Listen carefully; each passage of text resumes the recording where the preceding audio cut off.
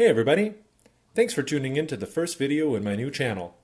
Today we're going to be looking at the EK Predator 360. EK came out with this new all-in-one cooler series comprised of the 240 and the 360. 240 being 240 mil and the 360 being the 360 mil. So I pre-ordered this right through EK's website, and I've been looking for a little while to upgrade on my Corsair H100, which I've had for several years now. I bought this one with the intent of eventually using it to expand into a graphics water block, along with just cooling my CPU. And so this just arrived a couple days ago, and I wanted to share the unboxing with you guys. So without further ado, let's just jump right to it. Before I do get started though, I did want to quickly mention that when I first got the box, it looked like EK had stapled this, rather taped it, onto the box. So I'm assuming that these were supposed to be included in the box, but maybe they just, for whatever reason, didn't actually put them in, or they forgot to. So I guess we'll find out what those are for later.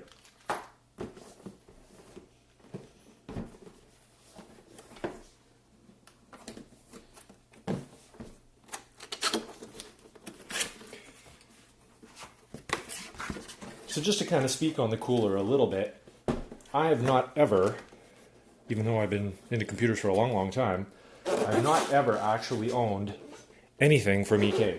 I've never really water cooled. I've only ever used the all-in-one coolers, though after reading a lot online and seeing so many other people's water-cooled systems using EK hardware, I kind of bought this with fair certainty that it was going to be a decent cooler. Benchmarks on the 240 came out and were pretty promising, and seeing as how this cooler allows for the further expandability with water blocks on graphics cards, it was pretty much all that I needed in order to want to take the plunge and get it. So before we get to the unit, we can take a look at the box here. Pretty standard, but lists all the different components that are going to be actually inside. Oh, sorry, get that in view. As well as some diagrams and minimum requirements and that sort of stuff. Pretty boring. But a nice box, just the same. Let's put that over here. And taking a look at the unit itself, I'll just lift this guy up.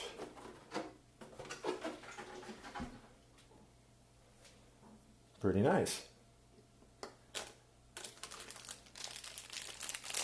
Looks like we just got cables, used power, a little bit of thermal paste and some of the mounting hardware, Allen key, and the unit itself.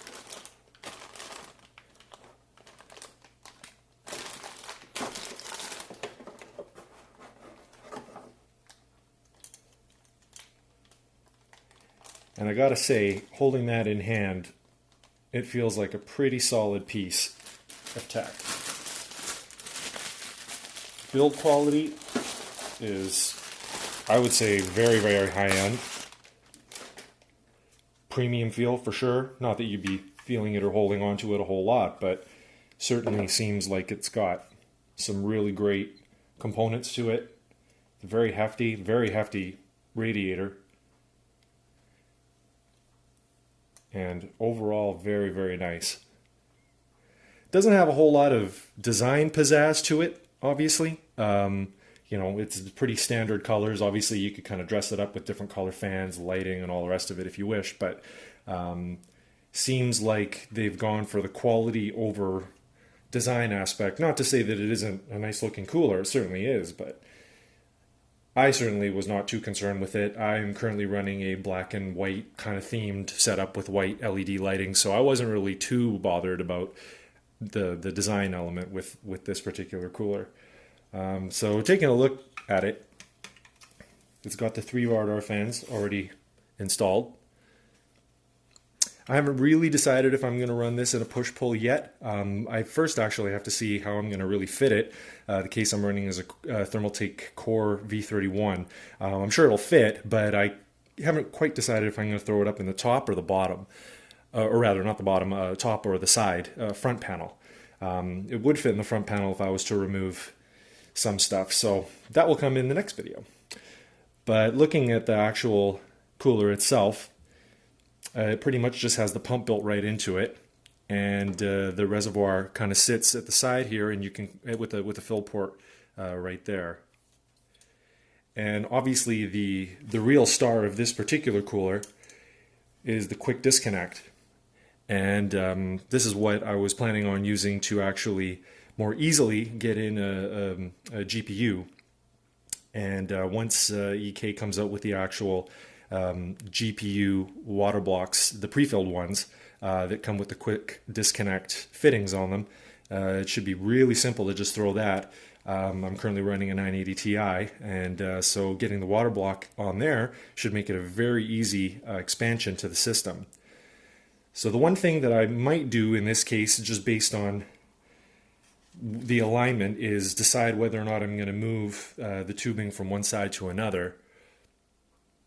Maybe kind of move these back and forth, but that's the great thing about this cooler, is that you really could expand on it in any way that you choose, and it gives a lot of options as far as, you know, expanding your system, and then also making it very easy, which I'm obviously very big on easy. If I can eliminate that, because I do tend to change hardware from time to time pretty quickly, so it would certainly be nice to be able to do it in a very quick manner. The next thing we'll just look at really quickly is the actual heatsink at the front here. It's very, very nice. Going to be taking these off, not quite yet, but certainly a very nice piece of equipment. Let's see if I can just bring it a little bit closer so that you guys can kind of see the looks. I mean, obviously it looks like it's built extremely well, very durable. You know,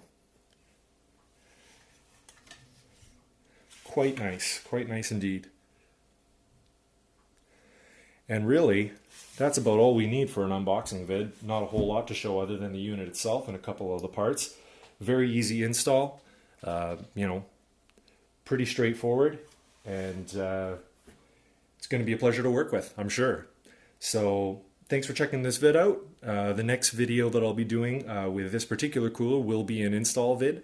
With my system now, I'll be removing the H100, finding some space for this guy, and deciding which way to throw it in, and once we throw it in, getting that lined up on my CPU and getting it working. So stay tuned for that video.